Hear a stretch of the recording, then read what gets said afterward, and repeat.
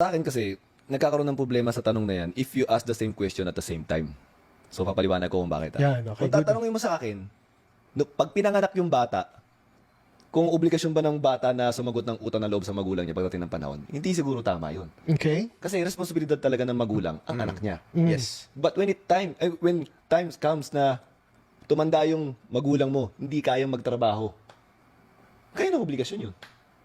Sa kapitbahay mo.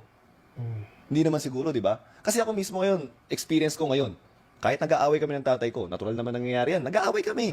Minsan may mga nakakaasar na medyo similar na nangyayari doon kay Yulo. Kay Yulo.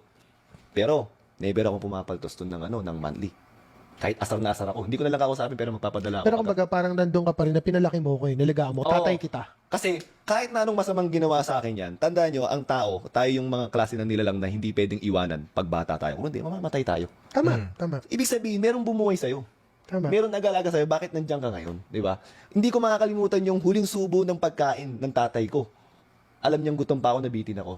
Binigay niya sa'yo. Hindi niya basta binigay, ganito niya binigay. Ayoko na, ubusin mo na to. Para lang hindi niya ipahalata na gusto pa niya sana, pero ibibigay niya sa akin. Kakalimutan ko yun. Wow. Dahil lang sa konting, Sobrang di ba? selfless nun. Yun, Wow. yun ba yung mga panahon na walang-wala din kayo? Walang wala talaga. Noon, mga panahon na yun.